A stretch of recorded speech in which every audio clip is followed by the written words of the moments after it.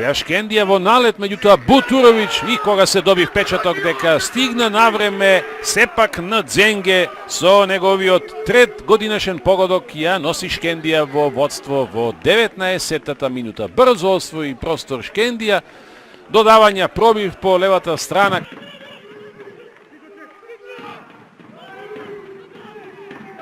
Загуби рамнотежа Тамба.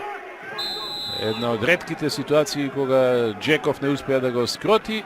А ова е втор жолт картон за Фабрис Тамба и Шкендија во завршните 20 на минути со играч помалку.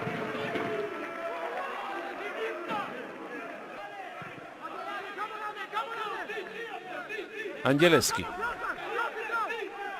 си даде малку флор, па сега се ослободи од Мазари, мине и крај Алхасан, убав пробив, шанса за Алич, брани га е, одбиена топка, израмнува Силекс, Мишов во 89-тата минута.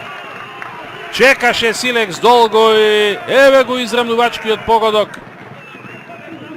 на 2 минути до крајот.